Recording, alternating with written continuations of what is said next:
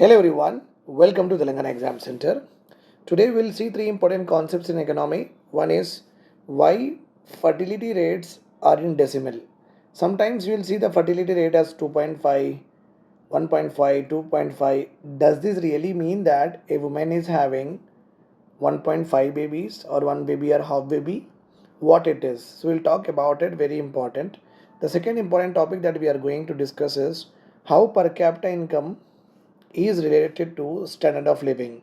So we'll try to see that the increase in per capita income will lead to increase in standard of living. We'll also talk about it. And third important concept of economy that we are going to discuss is meaning of policy, because this is always in the news one or the other time. Okay, right.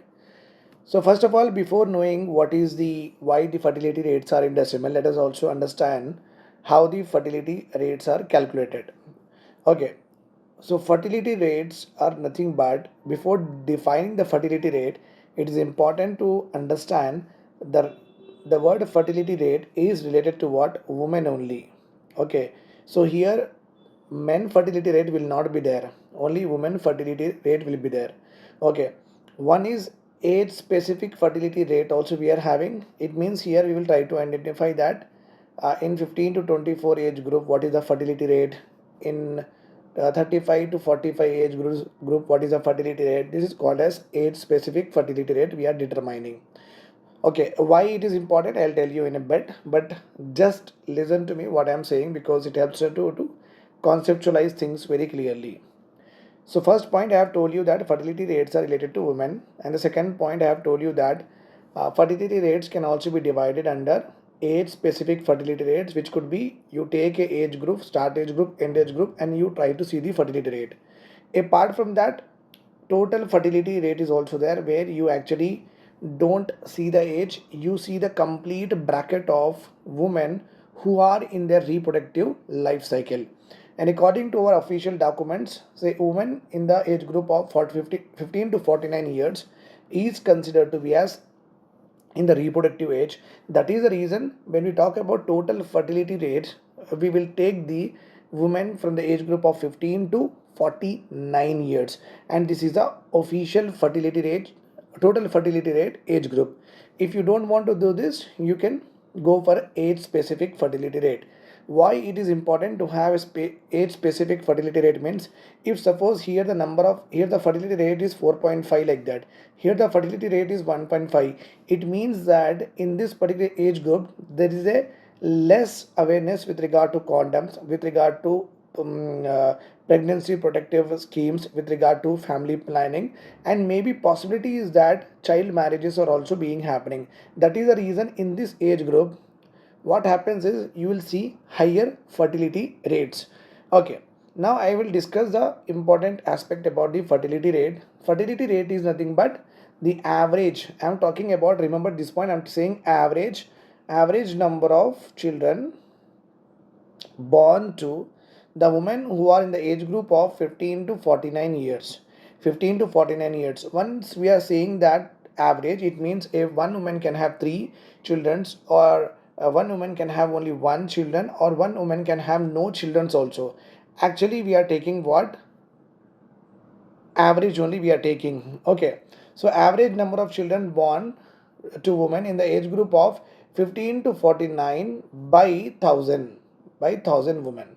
So out of these 1000 women who are in the age group of 15 to 49, we will see that how many of them are actually getting, okay, how many of them are actually giving births to what? Babies. It could be 1, 2, 3, 4, whatsoever. Okay, when we take the average, we will get what? We will get the in decimals, 1.5 or 2.5, something like that we'll get.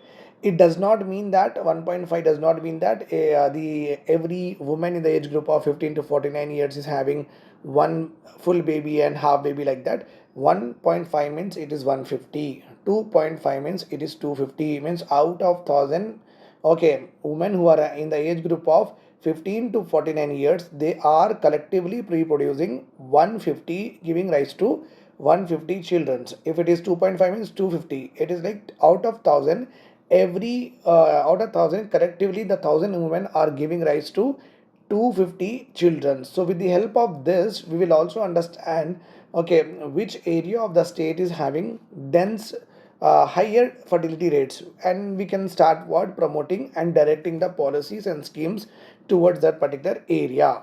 Okay, so that's why the fertility rates are in decimal. That's, and this is how the case is also with regard to our marks also. Suppose you got English, in English you got out of 100 you got 45, and in mathematics out of 100 you got like 55, in social out of 100 you got something around 33. So when you do this, you may get around you can say that for 9, 10, 11, 12, whatever it is, I'm just taking to 123.5, like that you will get, right or wrong? Fine. So it means what you got 123.5. So when we take the average, you may get what in decimal, and you may not get in decimal also. Okay, remember this point, because the number of the actual data you are getting per woman will be either in the odd numbers also. In the odd numbers, remember this point here. Suppose if it is a not odd number, okay, this is odd number, this is odd number, this is odd number, that's why you are getting a decimal. Suppose there is a rule is there is a rule where the out of 100 you should give only 22, out of 100 you should give only 42, out of 100 you should give only 52, means only even numbers. What will happen then, you can easily get the complete number or not, something like that, you will get like this, okay, 24. But it is very common that a woman may have one child, a woman may have three child or five child. It is not necessary that all the women will give rise to even number children or not. Yes, that is the reason the fertility rates are given in decimal. 1.5 does not mean one baby and half baby, it means 150,000 women will give rise to what, 150. Remember this, for every 1,000 women 150 children are being born. I hope this is all clear to you. If you did not get it, again write in the comment section, I'll explain to you. Okay, right. Now let us talk about the per capita income.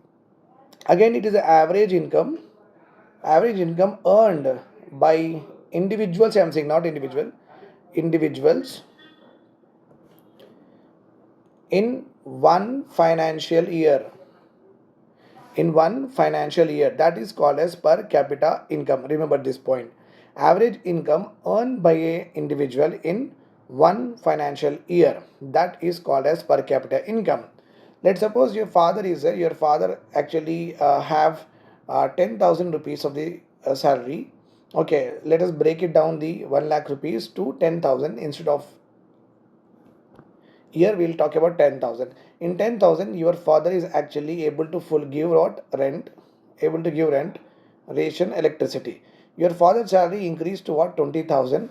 Now your father is able to give rent, okay, ration, electricity, able to afford your education and also health. Now your father's salary increased to 30,000. Again, your father is able to fulfill all this and now able to give you transportation also, communication also, and recreation also. Your father is able to give.